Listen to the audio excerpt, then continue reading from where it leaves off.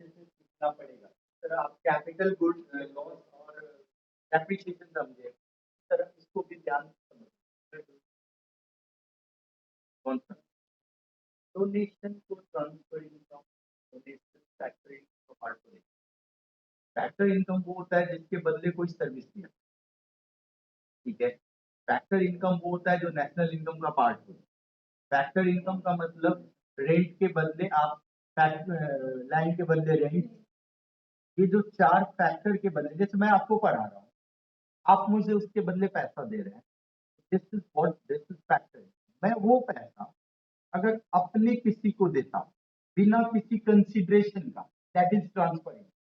तो अगर मेरे हाथ में भी इनकम काउंट हो जाए और मैं जिसको दिया उसके हाथ में भी, जबकि वो मुझे कुछ उसके बदले कंसिडरेशन नहीं मिल रहा है, बट मैं उस इनकम के पार्ट को बिना किसी सर्विस का अपने किसी को देता हूं, तो अगर दोनों जगह पर उसको आप ऐड कर लेंगे तो डबल काउंटिंग और नेशनल इनकम फालतू में बन जाए।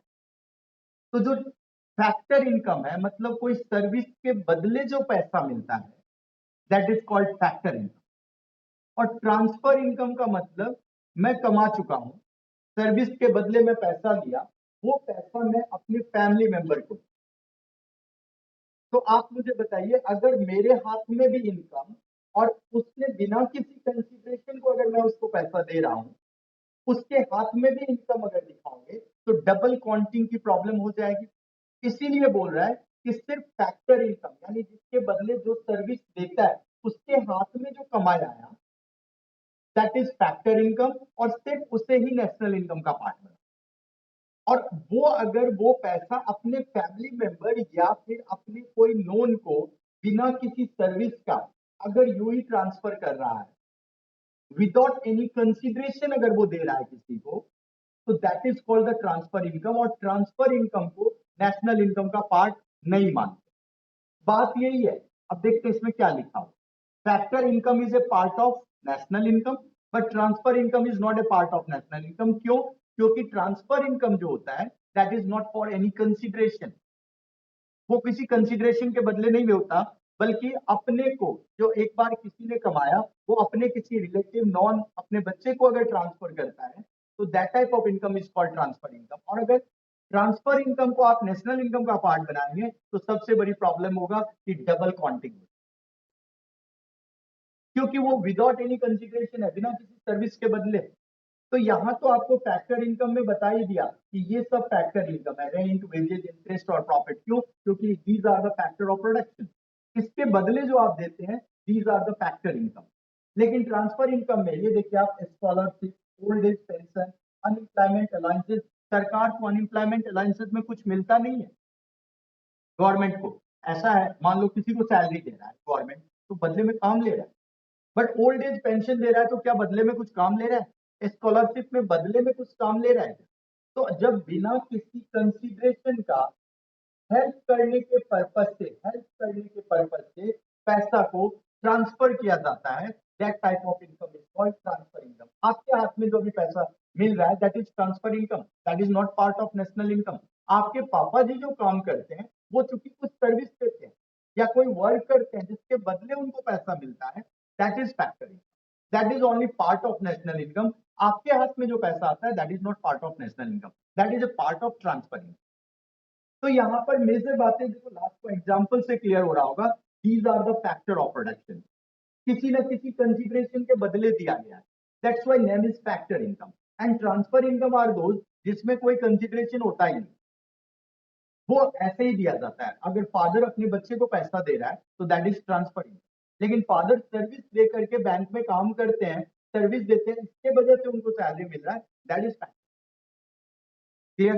तो यहाँ पर देखो क्या लिखा हुआ है, पूरा डिटेल पर, हो सकता है कुछ और नया मिले, इतना तो पता है। और आगे देखो क्या लिखा है। यहाँ पे लिख रहा है, the payment which are made to the household enterprises and non-profit institutions without rendering any productive services are called transfer payment। अगर कोई अपने घर में या कोई नॉन प्रॉफिट इंस्टीट्यूशन को बिना किसी सर्विस के बदले पैसा देता है, तो उसको हम क्या बोलते हैं? Transfer payment. देखो आगे क्या लिखा है, दे आर पेमेंट मेड और that amount received without making any corresponding contribution to the production of goods and services. This that is why they called unilateral payment. Unilateral मतलब one side payment है, ठीक है, सामने वाले से कोई service भी नहीं मिल रहा, ये ऐसे ही दिया था, ठीक है। तो for example scholarship, student, government subsidy, gift, donation, all are transfer payment, और कुछ लिखा नहीं, हाँ बोला कि वो सर्विसेज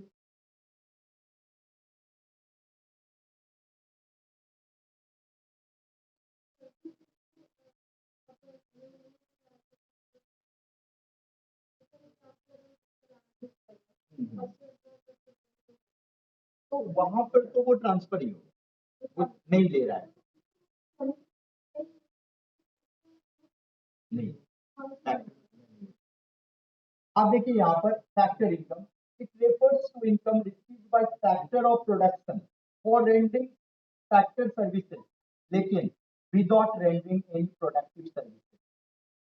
यहाँ पर सबसे इंपॉर्टेंट बात, सेकंड पॉइंट देखिए, it is included in both national and domestic income. याद है आपको, कल हम लोग पढ़े थे फाइनल गुड्स को हम दोनों में ऐड करते थे, लेकिन इंटरमीडिएट गुड्स को नहीं ऐड करते थे। उसी तरह ट्रांसफर पेमेंट को neither including national income nor in domestic income. और ये जो है अर्निंग कंसेप्ट है और ये रिसिप्ट कंसेप्ट है, आपको मिल रहा है, और ये आपके को किसी कंसिडरेशन के बदले मिल रहा है। These are the example, very important, please write on it properly.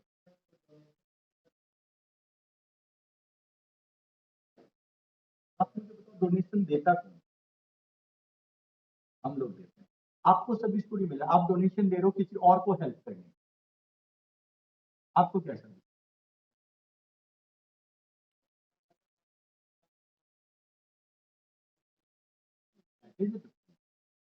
वो डोनेशन नहीं है, उस बात में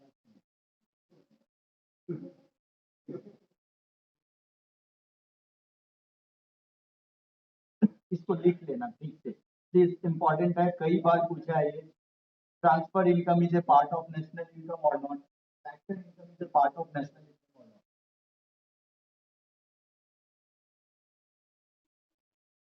सिर्फ मतलब जिसमें आपको सिर्फ पैसा मिल रहा है, आप बदले में कुछ नहीं।